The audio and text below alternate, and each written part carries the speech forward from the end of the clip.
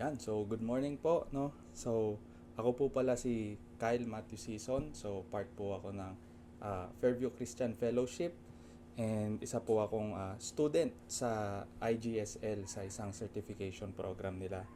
So, today po, ang ating pag-uusapan ay isang importanteng doktrina sa tungkol sa ating kaligtasan. So, ayun nga, no? Isang mga importanteng tanong na pwede nating pagnilay-nilayan. Have you ever wondered if you're doing enough to be accepted by God? Whether yung prayers natin, yung good works natin, or yung pag-attend natin sa church service. Does it actually make you right before Him? So, isa sa mga pinaka-importanting tanong na sigurado kung natanong na rin natin sa sarili natin ay, how can I be right with God? So pag-isipan nga natin, no, sa mundo na sobrang kinondisyon tayo sa isang performance-driven na pamumuhay, na may worth lang tayo pag may naiaambag tayo simula pagkabata, may recognition pa nga, no, sa pag-aaral natin, kapag matataas grades natin, recognize tayo as honors, and then kapag mabababa grades natin, usually pinapagalitan tayo. And hanggang sa pagtanda yan, sa pagtatrabaho natin, no, may pa-awards and certificates para sa isang good performing na employee. Pero kapag hindi maganda yung performance mo, usually may threat pa nga na baka mawalan ka ng trabaho. So sa ganitong nakasanayan, paano kaya natin naiintindihan na ang salvation ay gift at hindi reward? So karamihan, kung hindi lahat, ng relihiyon ay nagtuturo na ang kaligtasan ay makakamit lamang sa paggawa ng mabuti. Ngunit, uh, ito bang mabubuting gawa natin ang makakapagligtas nga sa atin na kapag mas marami tayong ginawang kabutihan kumpara sa mga nagagawa nating masasama o kasalanan, sa palagay ba natin ay ito'y makakapagligtas sa atin? Kaya ngayon, titingnan natin kung ano nga ba ang sinasabi ng banal na salita. So babasahin natin ang scriptures sa Romans 4:1-8. So pag binasa natin yan, ang sinasabi, "What then shall we say was gained by Abraham, our forefather according to the flesh? For if Abraham was justified by works, he has something to boast about, but not before God. For what does the scripture say? Abraham believed God, and it was counted to him as righteousness. Now to the one who works, his wages are not counted as a gift, but as his due." Next verse. Yan. "And to the one who does not work but believes in him who justifies the ungodly, his faith is counted as righteousness, just as David also speaks of the blessing of the one to whom God counts righteousness apart from works. Blessed are those whose lawless deeds are forgiven, and whose sins are covered. Blessed is the man against whom the Lord will not count his sin." So, tayo magdasal muna in a short prayer to open this preaching sermon. So, Panginoon, kami nagpapasalamat sa inyo sa araw na ibinigay ninyo na ito sa amin. Naway buksan nyo ang aming puso't isipan sa aming mga mapagnilay-nilayan at sa mga katotohanan na inyong i-reveal sa amin, Panginoon, at tunay na matanggap namin ito kung ano nga ang katotohanan tungkol sa kaligtasan. Lahat ng ito ay tinataas namin sa inyo sa pangalan ni Jesus. Amen. So ayun. So kung nakita nga natin sa binasa natin, si Paul, he directly tackled yung issue na to. Gamit ang isa sa mga kilalang pangalan noon, si Abraham, pinapakita niya na kahit si Abraham ay hindi through works na justify. Kaya mamaya ay makikita natin sa sermon na to kung papaano na ang pananampalataya at hindi ang sariling nating mga gawa at kakayahan ang paraan ng Panginoon para mailigtas tayo. Even back to Abraham and David. So ito, take away agad. Dito iikot ang ating sermon. So you don't have to strive to earn God's approval. Rest in the righteousness He gives by faith. Ano kaya ang ibig sabihin ng you do not have to strive? And kailangan lang natin mag-rest sa righteousness na ibinigay ng Panginoon through faith.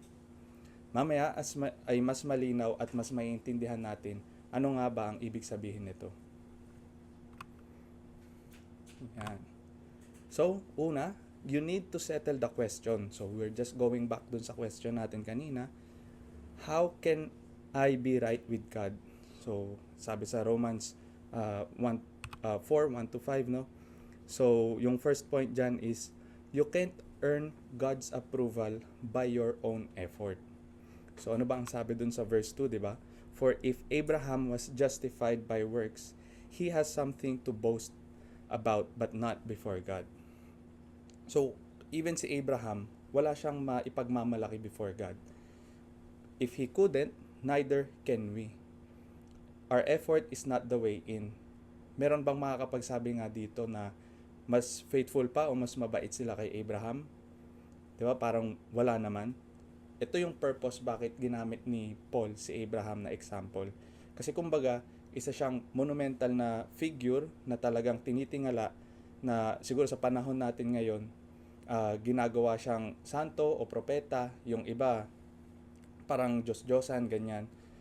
Kaya kung si Abraham nga mismo walang maipagmalaki sa Diyos, tayo pa kaya?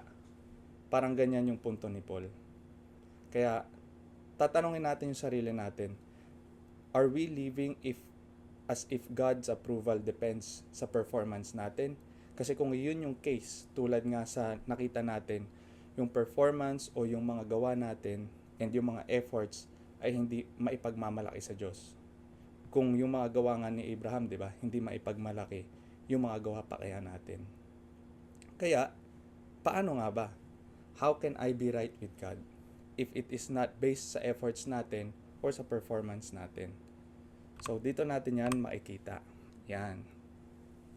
We must return to Scripture. Faith is the only way. So, sabi dun sa verse 3, for what does the Scripture say? Abraham believed God and it was counted to him as righteousness. When you truly trust God, He counts you as righteous. No? So, yung faith daw, yun lang yung tanging currency or kabayaran na tinatanggap ni God para sa ating righteousness. So, yung full trust natin sa Kanya, hindi sinabi na Abraham believed God and after doing works, 'di ba? Ang sinabi, immediately when Abraham believed, it was already counted to him as righteousness. So, yung tunay na paniniwala nga ay hindi pagsabing naniniwala lang ako. Ito ay pagtiwala ng buong buhay mo. So, parang ganito yan. Parang roller coaster ride, no? Hindi mo lang sinasabing safe yan. Kung hindi, sumasakay ka talaga dahil nagtitiwala ka dun sa safety system nito. Kunyari, sa Enchanted Kingdom, di ba, halimbawa, meron tinatawag yung over the shoulder restraint, yun yung bumababa para safe tayo kapag naka-ride doon. Kasama yung seatbelt, no? Para kahit anong ikot or gaano man kabilis yung pagtakbo ng roller coaster, hindi tayo malalaglag. So parang ganun yung saving faith. Hindi lang tayo aware na merong salvation, hindi lang tayo aware dun sa safety, kundi nagtitiwala talaga tayo na ito yung sasalo sa atin. Hindi mo kayang kumapit, no? Try mong mag-ride sa roller coaster, halimbawa, tas kamay mo lang yung pang safety mo. Hindi mo kaya yun kasi ang mangyayari noon, mapapagod kamay mo. Tapos, bibitaw ka na at malalaglag ka, syempre. Kaya, kailangan mong umasa talaga dun sa design ng safety system. So, ganun din sa ginawa ni Kristo sa krus. Kaya ang tanong, are we fully trusting in Christ alone? O sinusubukan mo pa rin tulungan siya sa kaligtasan mo? Parang yung mga iba, pagdating ng Holy Week, parang dinadaan pa rin nila sa sarili nilang effort sa pagpepenitensya, yung mga paglalakad nila ng malalayo para daw malinis yung kasalanan nila. O baka ang tingin natin sa ginawa nga ni Kristo, yun, parang ganun, na kailangan pa ng tulong natin na kumbaga nung namatay siya dun sa krus, tas tinanggap natin yun, parang naukulangan pa tayo at kailangan pang dagdagan. Pero ang katotohanan, no, ang ginawa ni Kristo ay perfect na and kompleto na. Kaya pwede natin ilagay ang buong sarili natin sa Kanya at sa Kanyang mga ginawa. Tulad ng pag-upo natin sa rides. Kaya ang makikita natin dito, when you truly trust God, He counts you as righteous. So, papasok tayo sa next ay, you don't work for righteousness. You receive it by faith. Yan. So, basahin lang natin yung first part ng verse, no? Now to the one who works, his wages are not counted as a gift, but as his due. Yan. So, ang first point dyan, God's grace is a gift and hindi siya paycheck. So, yung salvation nga, yung grace ni God sa atin ay isang gift. Hindi siya parang wages. Kasi yung mga wages, di ba? Wages are earned. Pero grace or gift is not. Parang isang birthday gift na binigay sa atin. Hindi dahil deserve natin, pero dahil tinatanggap lang natin. Not because we have earned it, tinatanggap lang natin.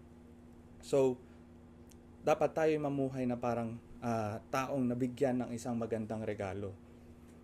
So, hindi tulad ng isang tao na parang kinikita yung sahod na talagang pinaghihirapan pa, di ba? So, parang ganito yan para isipin natin. When someone very important to you gifts you something, binigyan tayo ng isang regalo, do we recklessly do whatever we want? Or tinetreasure natin yon, chine-cherish, and pinoprotect natin yung regalo na yon?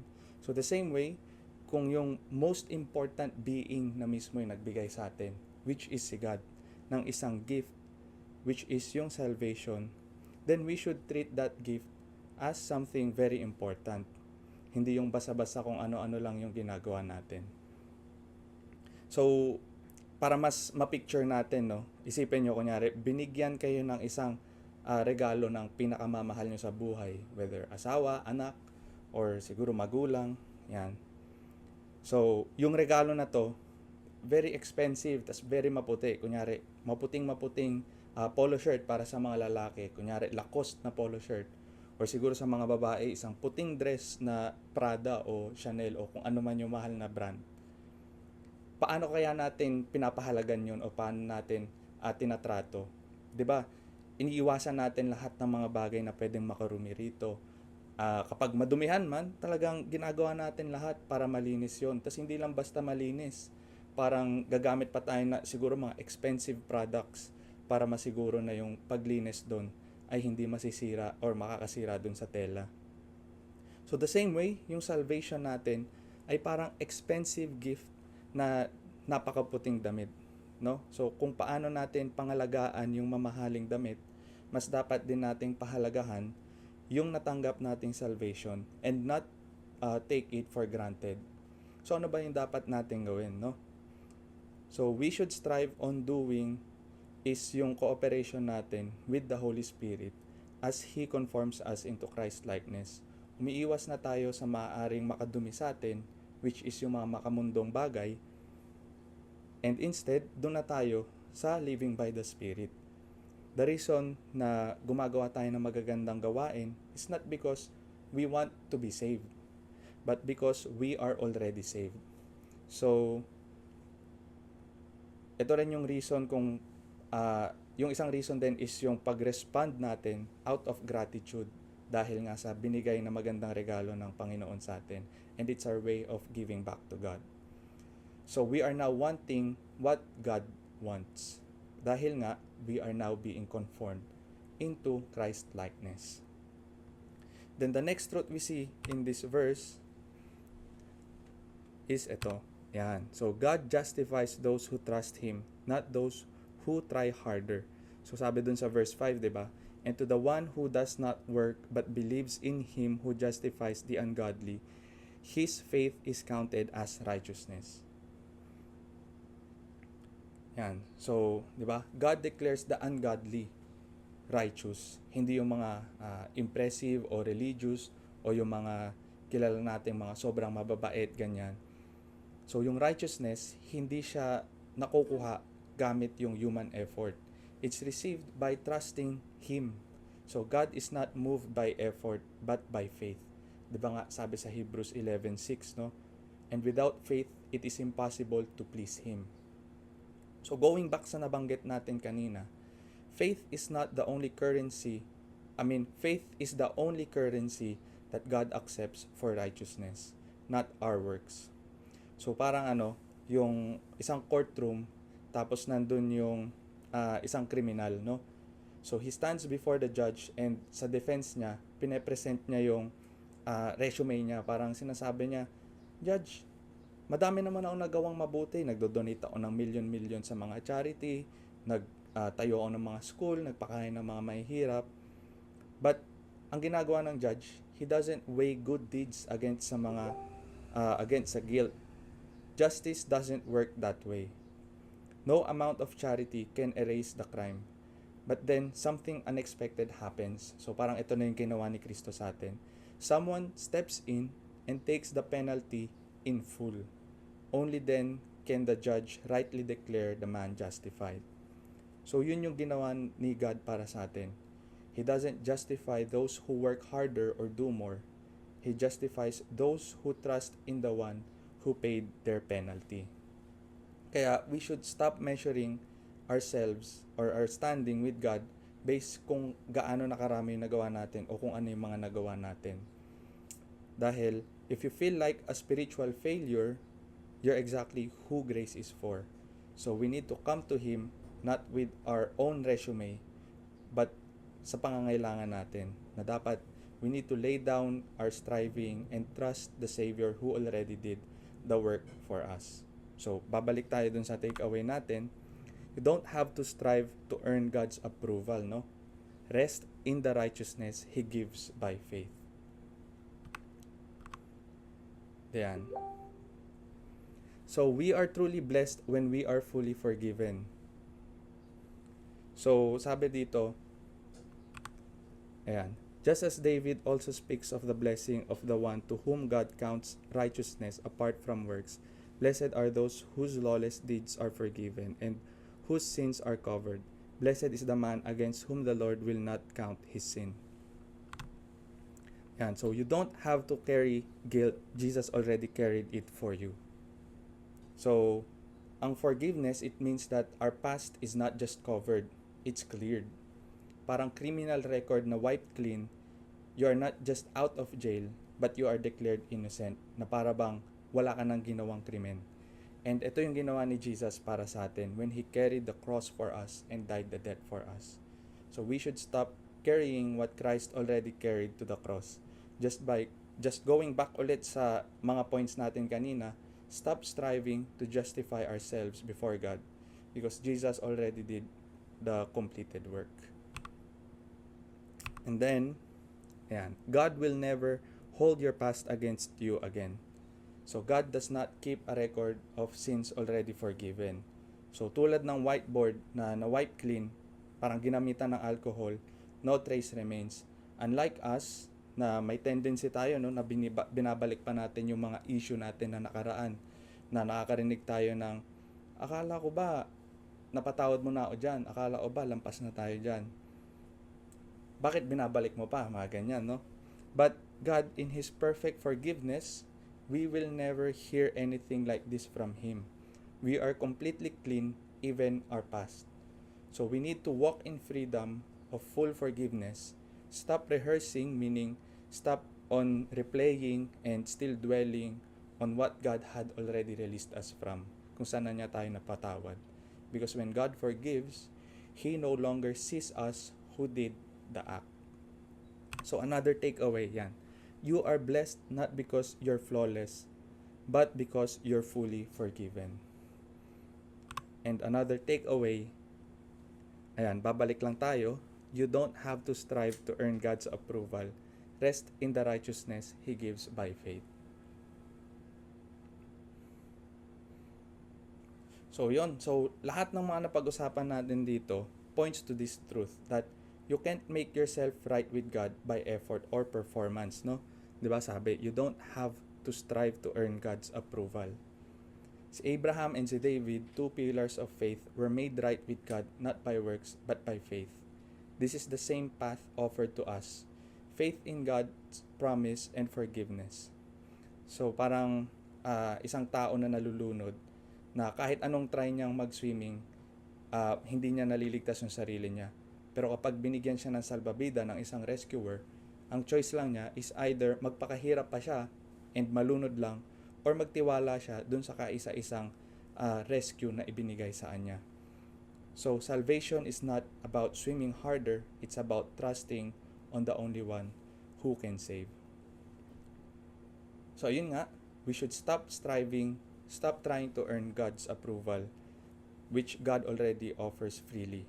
Rest in what Jesus has already finished for you. Repent of your self-reliance and return to faith. Faith is not passive, it's surrender. So will you finally let go and trust in Christ alone? So para madali lang natin siyang maalala, basahin natin to. Yan. So recognize that we can't make ourselves right with God by our own efforts, and then embrace faith as the only way to be made righteous. Then stop striving and receive God's gift of righteousness. And lastly, trust in God's complete forgiveness and live in His freedom. So, yon. Rest. Thank you and God bless.